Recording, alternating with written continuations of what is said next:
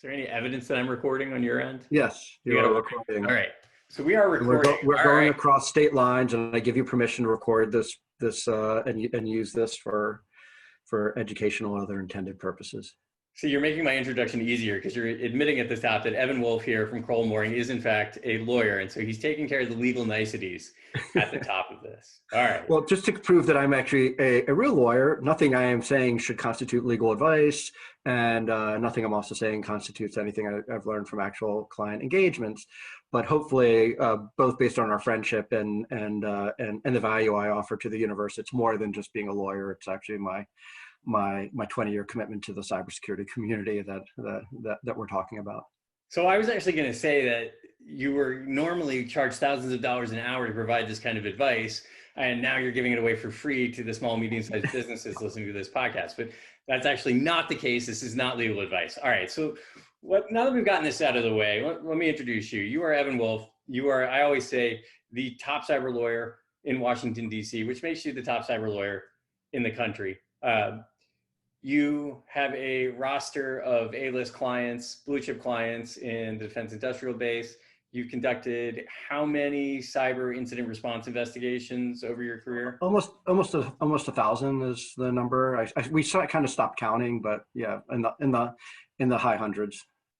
And you are advising lots of the, we're not going to name specific names that you advise, but I'm going to say companies like Northrop Grumman, the Lockheed Martins, these large defense contractors. You advise many of them on how So I'd say about over 100, pure defense and government contractors. We're currently advising about the changing government contract cyber regulations. I'm a partner at Crowell & Moring, which is the largest government contracts law firm in the country. I actually, my day job is I co-chair their privacy and cyber practice group, but I'm also a partner in the government contracts practice. And the area that I spend all of my time on is sort of two things. I help companies when they've been hacked. So I'm sort of the part of that incident response team that goes into the burning network, so to speak, and helps them figure out what the remediation and notification. And for government contractors, the important one is when and how do we need to tell the government about this incident. But then the other half of my time is sort of under this broad penumbra of cyber risk management. And for government contractors, since 2013, that's changed significantly, where they really have a very sort of strict regulatory environment they need to worry about. So I'm advising, over 100 companies on these types of the changing regulation for government contractors, which has been a very interesting odyssey in the last 20 years, but gotten much more bumpy in the last 7. So let's start there. So you advise these large contractors in part on how they meet these requirements, but also how they push these requirements down to their subcontractors, right? That are in the small and medium-sized businesses that build the sheet metal and the components that go into the fighter jets and things like that, right? Yep, and so it's a great point, because I always think of the so just to prove that I'm a regulatory lawyer, I'll use the clause. There's a clause that the DOD created in 2013, and there's been 3 iterations of it since then, and it's called 252.7012, sometimes called the safeguarding clause, and it really creates a 3-legged stool. And since you and I both like to talk about things in threes, I will continue that trend. And the first is that it requires you to have adequate security over your covered information system. And it's not to protect your entire network just for sort of the fact that that's a good practice. It's really to protect your network that contains information that the government's giving you. And that information has changed over time, but generally it's called, CUI, controlled unclassified information, or federal contracting information, FCI or CUI. There's been some other names given to it, and DOD likes to call their information a little differently, but in general, the concept is government is giving contractors information that's on your network, that part of your network that information's on, or that information is stored, processed, or is transmitted to, needs to have adequate security. I'm using my air quotes, because adequate security, the government has now defined as meeting the requirements set out in a NIST document called NIST 800-171. So that's the first leg of the stool, that you protect the stuff that the government's giving you. The second is that you flow down these requirements to subcontractors where you have where they're on the same clause. So if you're on a contract and they're a sub and the 7012 clause is on that contract, that's the first requirement. And second, that you're actually sharing the CUI or the FCI with them. So there's an out. They always like to have everything have a binary relationship, and the out is like if it's a subcontractor that's providing a commercial off-the-shelf technology product, then they don't have to supply to them. But if you are sharing that sort of sensitive information to the sub, then you need to flow the clause down, and they need to meet it as well. And that's really what's changed over the last, what I'd say, year or so, with the advent of the Cybersecurity Maturity Modeling Certification process, or the CMMC process, that the government really. And the third leg of the stool, just to mention it, but we can move on, is that you report any cyber incidents that occur on your covered information system within 72 hours. And so that means that, when you have an incident, back to sort of my day job, and before I was a lawyer, I used to work in information security, that you're actually doing those investigations and that you're reporting that. And there's actually a portal, the Defense Industrial Base Network portal, DIBNet portal, that you have to report this to. And so those are the three legs of the overall requirement, and that's been around for really since 2013, 14. The companies have to do that, but what's changed a lot in the last few months is and the last few years is really how the government's sort of managing this whole compliance process. So, all right, so you've taken us back to 2013, the introduction of the rule. Now let's talk about 800-171 and how that came in, and what that means in terms of structuring the requirements for the protection of this covered information. Yeah, it's a great question. And actually the sort of funny historical footnotes, since you and I spent a lot of time talking about funny historical footnotes, and is that when the first version of the rule was established, it actually didn't look at NIST 800-171 for the obvious reason that NIST 800-171 didn't exist yet. It actually looked at NIST 853, which is a much more onerous and scary sort of, I would say, parent of 171. And that was really predominantly used by federal contractors that are managing federal information systems. That was the standard that was created and used under FISMA, which is a different regulation that applies to sort of the federal government and contractors that are managing federal IT systems. This is different because these companies, these defense contractors, these 130,000 companies are not managing federal IT systems. They're managing their own system that has this government information on it. So after the first version, industry, government, and NIST actually developed NIST 800-171, which was basically, they took 53 and they took the 700 plus controls and they cut them down to the 110 controls that we think are actually necessary. And those 110 controls are what companies must meet. And that's really those 10, and we've come up with a couple different versions of 171's been updated. The most important updates really have come under the 110th control, as I call it, not to be confused with the fifth domain, to use numbers, but the 110th control is really that a company must document and develop a system security plan, or an SSP, that documents everything they're doing to meet their controls. So they have like an actual plan that both government and now third parties can review to see how they're following their plans. But if they don't meet all of those requirements, and since you and I used to work in government, we have to use a certain amount of acronyms every time we talk, then they're developing a plan of action and milestones, or POAM. A POAM, which is like a beautiful acronym. I always thought it was like the most lyric acronym out there. And so the POAM just identifies, hey, if we're doing 100 things in our SSP, these 10 things, one of which every company has listed is multi-factor authentication, or MFA, because that's like one of the harder ones to implement, and the requirement that, especially for small and medium businesses, takes a little time, that we're going to say, we're going to implement our MFA in the next, it's going to take us 6 months because we have to, get get the technology to work, get our people trained on it, sign the contract, do all those things. And we'll be doing it 6 months from now. And we're going to document that in our plan of action and milestones. And that becomes part of our SSP. And together, in the sort of Wonder Twin Powers like way, this becomes your approach to compliance.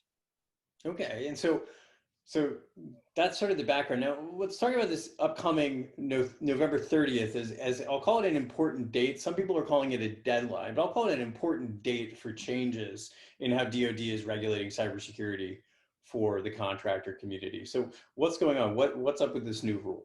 Yeah. So another great question. So on September 29th, in the DOD published an interim final rule, which in the world of Administrative Procedures Act and regulations means that it's a rule that the government is going to implement. It's based on their underlying legal authority, but the important piece here is that it's a rule that they're going to be implementing on November 30th.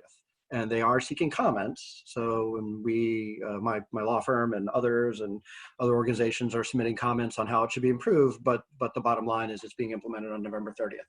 And it really, it created 3 new clauses. And I'm not going to get into the sort of specific numbers because that would bore both us and you. And apologize for the background noise, but there's going to be a fortnight battle beginning in the next few minutes. But that's normal for the work from home environment now. And really, what I want to focus on is it told contractors that have the 7012 clause in their contract now that they have to go through and do an assessment and use that 171 requirement to do a assessment. And they created 3 categories of people that have to do the assessment. If you're the lowest risk, which involves, DOD estimated, about 10,000, let's say, companies, then you can do a self-assessment.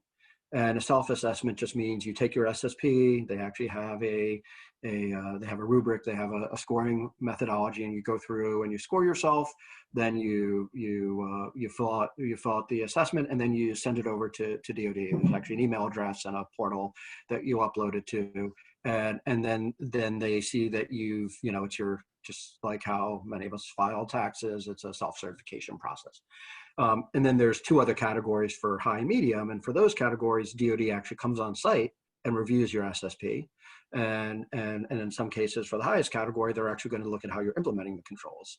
And for that highest category, they're looking at a slightly different version of NIST 800-171 that has a little more sort of show me elements to it. But in general, that requirement starts on November 30th, which is that you have to complete your self-certification if you have this clause in a contract and you're required to do it. So that's going to be some portion, not everyone, but some portion of contractors.